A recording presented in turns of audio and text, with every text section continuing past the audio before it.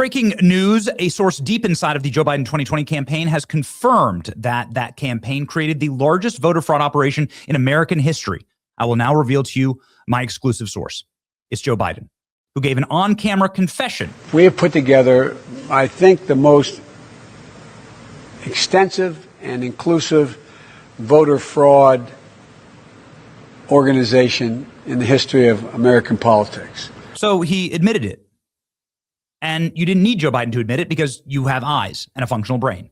And you watched agents of Joe Biden stuff drop boxes from coast to coast with mail-in ballots.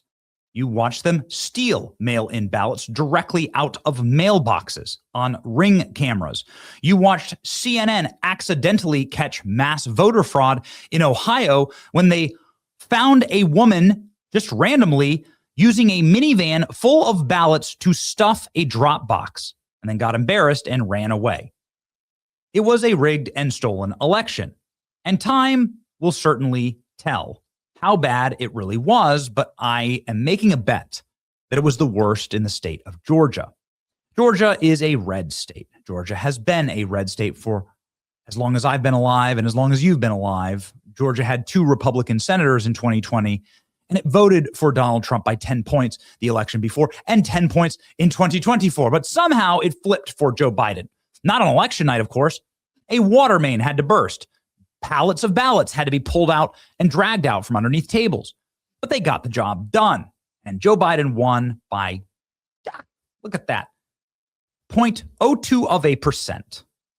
It's always 49, right? Always 49. It's always the special number that they choose to plug into the machines, and the machines got it done in the state of Georgia, and also got it done where Democrats were able to steal 2 Senate seats. Look at that, 49 to 51, 49 to 50.6. It was so, darn it, it was so close. These guys that nobody's ever heard of, John Ossoff, Raphael Warnock, those 2 are real creepy monsters. Just look a little bit into their past. And what will we find if we look into their past? Well, we'll find that these aren't fair elections. And this is why libs are panicking, because Donald Trump is actually looking into this. Because Donald Trump was gone after in Fulton County, and because they tried to secure enough evidence to put Donald Trump in prison, they actually had to maintain all of the ballots for this election. Normally, they would be able to discard the ballots after a certain amount of time and get rid of them. But they actually have all the evidence for this election sitting in a warehouse, and the feds raided it and took all of that evidence. Tulsi Gabbard was there. What does Tulsi Gabbard say about the findings in this massive FBI raid of Fulton County? I've got a long list of things that we're investigating. We have the best of the best going after this. Election integrity being one of them. We have evidence of how these electronic voting systems have been vulnerable to hackers for a very long time and vulnerable to exploitation to manipulate the results of the votes being cast. Oh, so you can manipulate the results of the votes being cast, and you can give us just sort of these like perfect algorithm elections where you just end up with 49 to 51 every single time. 49 to 51 every single time. Just like a perfect, almost like you punched the numbers into a machine and you got a mathematic equation, and there you go. So Tulsi Gabbard admitted this. Now, a few days ago, a leaked FBI internal memo reveals that they're sending nearly 300 agents to Fulton County in response to the raid in January pertaining to the 2020 election. The memo states that a July 17th deadline, we are expecting to see some sort of movement by then. Democrat officials are preparing for outcomes that include criminal charges. The memo to the FBI says this is a priority investigation. Given the presence of the Director of National Intelligence, Tulsi Gabbard, in the first raid, it's believed that this case will be related to the grand conspiracy probe as well. Trump has been quietly setting the stage. And now Donald Trump announces this. President Trump will be making a speech to the nation on Thursday evening at 9 p.m. Eastern. Okay, so that's in 2 days' time. What will that speech be about? Well, it's been leaked that President Trump's speech to the nation will be about the declassified intelligence reports that reveal foreign nations' plan to interfere in the 2020 election. The president will be joined by CIA Director, Director of National Intelligence, FBI Director, and the Department of Homeland Security Director, Mark Wayne Mullen. Oh my. You can see here, Trump claimed declassified intel reveals 2020 election interference and theft. Oh my goodness. What is he going to say here? Well, nobody's quite sure. This is all we know right here from this very short and brief report.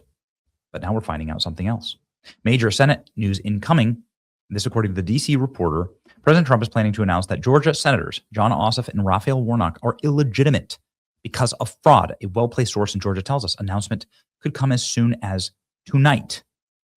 So the president is going to say that these two senators, quote unquote, asterisk senators, who won in a state that had no voter security, that had unlimited mail-in drop ballots and boxes, and who won by perfect algorithmic margins here, that they are illegitimate. Good riddance. President Trump will announce that the two Georgia senators are illegitimate. That's right. We should have two Republican senators in Arizona and two Republican senators in Georgia. And that's not even up for debate. All four of those seats have been stolen. And I think Senate seats in Nevada, also in Wisconsin, were stolen. We should have a filibuster-proof Republican majority in the Senate. There should be 60 Republican senators. This is why we need the SAFE Act. Democrat senators Raphael Warnock and Jon Ossoff are illegitimately elected due to massive fraud the FBI investigation has found. Again, this is according to the DC Reporter. If Warnock and Ossoff are complicit in the cheating, they need to lose their seats and be put in jail. That's right. Ossoff and Warnock are illegitimate. Both need to be replaced immediately. So Trump is about to have a primetime drop secret files that he said will prove that the 2020 election was in fact stolen. This is going to be massive. Nobody's making any comment. And so we'll see. We'll see what happens. It's pretty massive. This is related to the raid in Fulton County. So what else is going on in Fulton County? They're panicking, man. They're freaking out. Check out this local news report where the county Democrats are expecting that they will be charged with crimes. And they say it on camera. Yikes. From the FBI reveals just how much manpower the agency is calling on to investigate the 2020 election in Fulton County. Hundreds of agents have been assigned to the case with a mysterious July 17th deadline. Yeah, July 17th. So Atlanta News First political reporter Doug Reardon is live for us outside the county government center in downtown Atlanta. July 17th. Doug, what happens then?